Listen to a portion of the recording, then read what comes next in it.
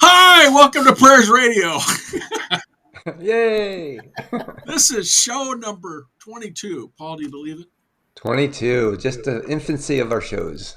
Oh my God. And we have Morning. today, I'm Reverend Rich. This is Reverend Paul. And this is our guest, Reverend Reverend Tracy Tracy. Earlywine. Did I say that right? You did well. Yes, you did well. Well, I'll tell you what. Would you like to pray us in first? And then we'll Sure. give you big Sure. introduction space so you can tell us all about yourself. All right. Well, Um, let's start with a little bit of centering here. So taking that deep breath and becoming fully present in this moment, for it's truly the only moment we have. And in this moment, I choose to recognize the presence of life, this energy and essence that flows through and as each one of us. Feeling it in my body, feeling it in my mind, knowing this truth of life is the very energy that we are. All that we are is this presence of oneness. For we are all interconnected. And as we come together today in this virtual space, we know that in spirit there are no walls, there is no time or linear object. There is simply that knowing of consciousness, that connection of all that is true for each of us, the love, the beauty, the peace, the wisdom, the divine intelligence. And so, in coming together, I know that what we do is celebrate this life, celebrate it with our curiosity, with our delight, with our learning, with our joy. For life is truly a deep joy. And in this joy, I give great thanks and bless this time, knowing that what needs to be said is said and what needs to be heard is heard. For in spirit, it is always unfolding perfectly. Letting it be so, mm, I simply say, and so it is. and So it so it is. is. Well, this show is about prayer. Science of mind prayer. I always say this in every show. That's because it is. And so we actually are just so thrilled to have you today. Why don't you tell us a little bit about yourself and your center? Well, I am the senior minister at Claremont Center for Spiritual Living in Southern California. And I come by this profession honestly. My mother was a religious science minister also, although after I was out of the house, so I didn't really get it directly from her. But what I have found in this philosophy is that the people who come to our centers find a sense of community, they find a sense of purpose, they find a way of looking at the world that is practical and yet of the heart. And so Mm. that's what I'm about. I'm about the joy of ministry, about using our spiritual principles in everyday life, and seeing what happens, because what happens is generally very, very good. Awesome, awesome. And her website is claremontcsl.org, and it is in the show notes. Well, it will be in a day or so after I put it. Yes. And if you are, go to her actual website because there's a lot of meat in there, and she does a pretty good sermon, I think. So And you can find us on Facebook and Instagram too. Claremont Spiritual Center is how we're listed on Instagram. Um, but otherwise, if you put in our name, we'll pop up. oh yeah, yeah, yeah. It's just good stuff. We did research. Good, good. You found the website. It's there. This is good. This is very good. This is very good. Uh, so we're about prayer and asking questions about prayer. Paul, you want to hit the first question today? Sure, Reverend Tracy, what tangible results have you seen from your prayer? What demonstrations and Wow.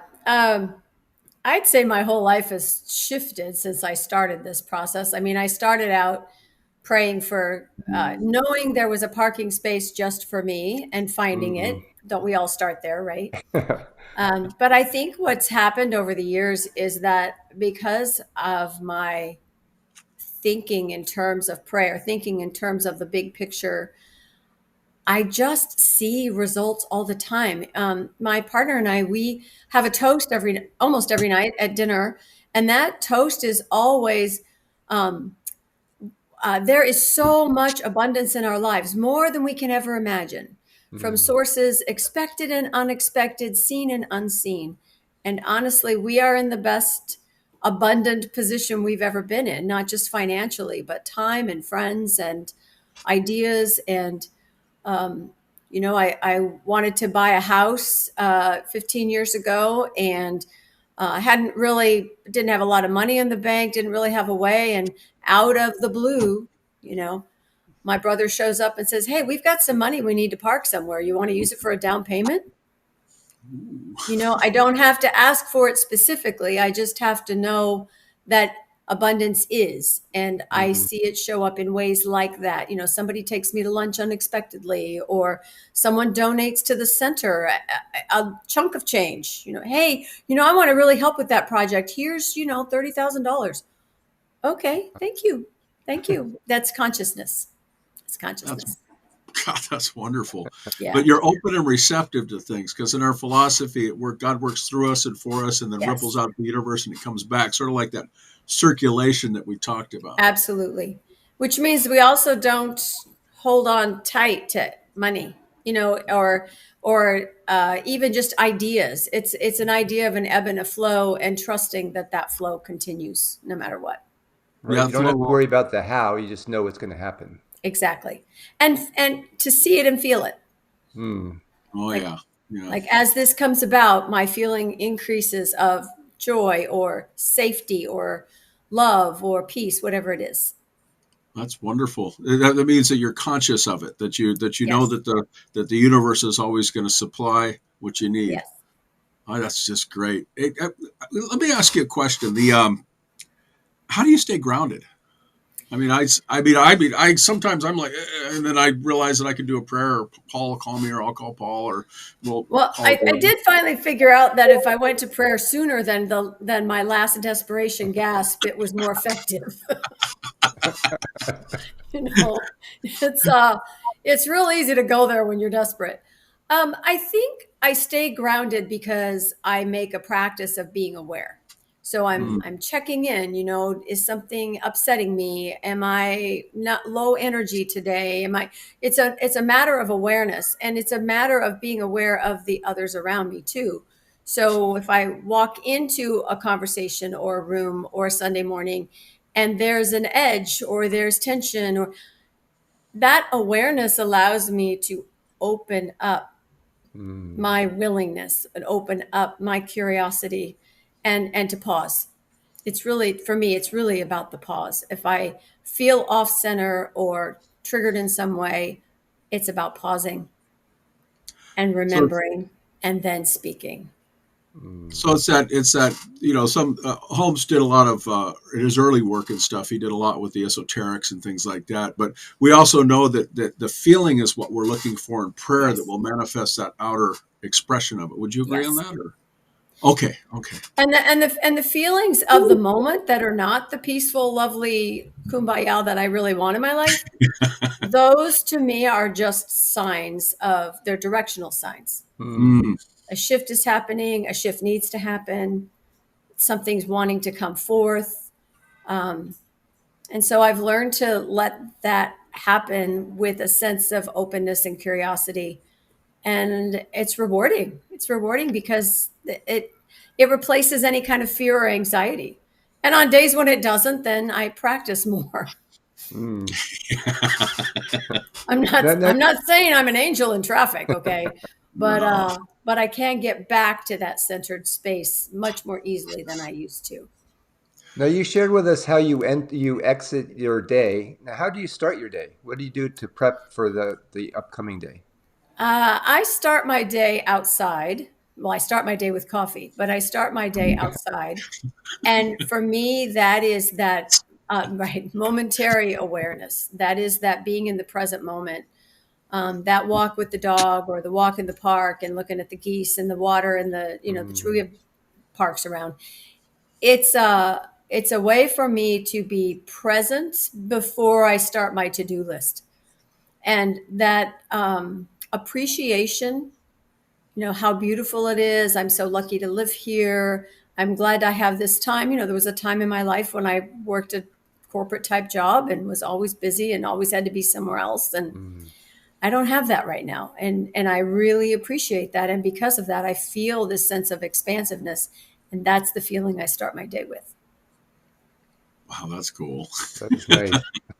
Well, we're kindred spirits on the coffee, so Yeah, that's good yeah. stuff. It's right here. Yes, yes. What you talked about triggering a moment ago. What do you do if you have a challenge? And I think that you talked about walking in and then feeling something. That somewhat of a challenge, because then you have to figure out what, where, how, and why. But when boom, something happens and it's just so challenging, you're like, what do I I do do? that first. Yeah, okay, human, right? Yeah, go figure. Um, Again, I think for me, I've after these years of practicing, that always to me is a sign to slow down, to Mm, check in, to recognize. It's like become aware and acknowledge and allow. You know, there's a lot of things that are very upsetting right now that I don't have any control over directly. Mm, So for me, my practice is to see that it's happening, feel the feels, and then know that spiritually I can redirect that energy into something, into a prayer of groundedness, into reaching out for support from someone else. I know a lot of people that are really good at this stuff, mm, know a lot of ministers, a lot of practitioners, a lot of good friends. And so for me, speaking it out loud and having a place for it to land allows me to become more clear. And when I'm more clear, then I am more grounded. So it's about um, seeing it, feeling it, and moving through it from a spiritual perspective. well, I'll tell you, we broadcast to a bunch of different people, like iPod and podcasts, and Rumble is our main one that we like to go to, and our friends at YouTube and things like that. We just give a shout out to them and our friends at Twitch. So there's a lot of them. There's a lot of people we talk to and broadcast to. It's great. But go ahead, Paul. So you mentioned earlier, excuse me, your prayer has changed over time. Can you elaborate more on that? Because I know we go into the first parking spaces and demonstrating everything perfectly, but then we evolve into something deeper. Can you mention the deeperness? Yes, I think for me, prayer is all about alignment. It's about me remembering what I value, what I find to be truthful. It's the Mm, sense of being part of something greater than I am. It's the teaching and science of mind that there's something greater than we are and we can use it. Mm, So, what has evolved for me is it's really the way I think. I don't go there, I am there. And I'll give you an mm, example. When we used to have our Centers for Spiritual Living gatherings at Asilomar, we always had a 24/7 prayer room. And the practitioners as a practitioner, I would sign up for like the early morning slot. And what would happen is during the conference, everybody would drop in a little prayer request card into the box. And then we would take the box to the prayer room. And there was always someone in the room taking the cards, affirming the truth, moving on to the next card, and so forth. So the first year that I did that, I was a fairly new practitioner. And in our treatment, we have 5 steps. So we start with what God is and what that power is and all of the attributes. And then we say, I'm that, and so is everybody else. And then we speak the word. What are we mm, claiming? I know health for this person, or I know abundance is increasing, or whatever it is. That process started out being step by step by step, all 5 steps, every little blue card. And what mm, happened was within a half an hour, I had done the first 2 steps. I was in that space of knowing truth. mm, And I almost didn't even have to say anything about the card. It's like, oh, this is done. This is done. This is done. This is done. And to me, the arc of my whole prayer life has been that mm. process. The more I can tap into and drop into the place that knows, the easier it is for me to be that in the world. That's So wow. beautiful. big shift. Yeah. I, that's that's magical because you got to that point. We did the 5 steps. Remember the fingers of Sure. our people to show, and then we do the 7 steps and things like Hmm. that. Add all the goodies that we want inside the usually the third part. Is that's the way it is in our philosophy. Yeah. But the releasing part, when you're releasing that prayer, is that it? I mean, you just well up a feeling, or and just throw it out there and let God run with it, Well, or how does that work you for you? know, I'm not like, I think it took me a while to figure out I'm not releasing it to anyone. I'm not even really releasing it to anything. I'm releasing the limit in my own mind of what has to happen. It's like Mm, I'm letting go of the need to know how. Mm. And that is what gives me the space. So the word allow, the word let, Ernest Holmes says LET is one of the biggest words, right? He says that in the textbook. Um, I've learned to allow it to be so even here. So one of my stock phrases I go to, especially when things look dire or tragic or difficult, is that even here, even now, spirit works. oh yeah. Like Mm. I can feel that every time I say it, and it doesn't matter what I'm looking at.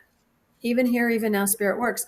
So I think that's the shift. That's the shift, to Mm, stay in that place. So what I hear, this is beautiful, that instead of being or doing the prayer, you're becoming the prayer. I think so. Yeah. I think so. And the moments when I can't become it, I mean, because there are plenty of those, I do the mm. steps. You know, if I'm praying for or with someone else, I will do the steps because I want to create the space that allows them to drop in. And we always goes back to the steps. Even Ernest Holmes in one of his lectures said someone was frustrating him so much he couldn't pray, so he had to go back to the steps to remember how to pray. Yep. Yep. And you know, the steps are like training wheels, you know, they're there to take us someplace. We Mm. start with what is ultimately true and bring it down to the personal level, and then let it be that. Let it be what it is we want. Let it be what is being called forth. And it's a good practice. It's a good practice. But honestly, if I start a prayer with what I'm grateful for, it's not like I'm doing it wrong. I don't think you can do it wrong. Mm. I think Mm-mm. it's about getting to the place where it feels true, that it becomes most effective. Wow, that's a lot to chew on. It is. You know, we have classes and a service for that, so feel free to tune in anytime. And you Oh, have we that will. online too on your center. Remember, just plug for your Claremont CSL.org. You could go to her site, and she has those classes listed on the top on her website. So check some of those out, everybody. I mean, Yeah. it's just wonderful, wonderful. Now, you've already just talked. Oh, I was going to ask this question: what are specific prayers work for you? I mean, what works? How do you, how does that? You've just said how that works for you. You actually work it through and then adjust based on what prayer you're trying to do at the time. Whether it's the 5 steps of we're like and then boom, you just know that somebody's perfection. So that's what works for you. It sounds like. It is. And, you know, and again, when it doesn't, I reach out. You know, I have a Mm. prayer partner. You know, I have yeah, I have practitioner friends. I have books that I read. I read a lot of authors. I read Holmes, of course, all the time. But I Mm. also look at Mark Nepo, and I also look at Jeff Kober. He's a Buddhist blogger. I look at Mhm. um, Diana Dana Bass Butler. You know, people that look at how to bring spirituality into everyday life. Because for me, if you can't use it, I mean, I Mm. could talk about it on a Sunday morning, but it's not any help if it's not there for me on a Wednesday afternoon in the middle of something. Right. If you're not embodying our teaching, then you're not knowing Yeah. the teaching. Yeah. The whole So idea is it's a philosophy and a way of life. And um, my teaching is all around how to help it be a way of life for others. Yeah. I like that. And yeah, I the love that demonstration. Ernest Holmes had a quote, paraphrasing it. In the hour of need, if you doubt our teaching, you don't know our teaching. Yeah. Yeah. Right. So Right. with that, there's a lot of people here that maybe not know about science of mind. How would you explain it to them? Well, my favorite question. So I look at our teaching symbol, which is the little circle with the V in it that we have at the top of the screen there. Yeah, it's on that side for no, that side for No, you guys. that's it. No, that's it. Um, See, life is a mirror. No, that's a whole different topic. It's a circle of life. It includes all that is. It's not meant to be a boundary. It's a metaphor for including everything. Mm, And what we teach is that what is unseen, the imagination, the idea, that sense of the divinity or the spiritual or love that is greater than what human beings do every day, that sense of allness that we've all tap into either in mm, relationship or when we're standing in front of some beautiful natural phenomenon or at the birth of a baby. There's something we know that is so huge. And from that unseen energy, it comes into form. So the V brings it down into form, down into this material world that we see.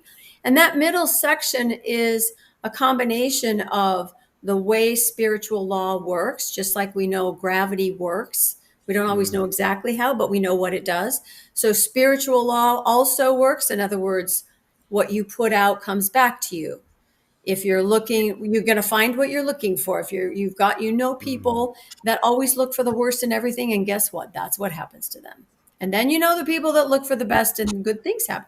So that filter in the middle is the law plus what we believe, mm, what we Mhm. think we know to be true. And we inherit that idea of the world from our environment, from our family, from our culture, which means it's changeable.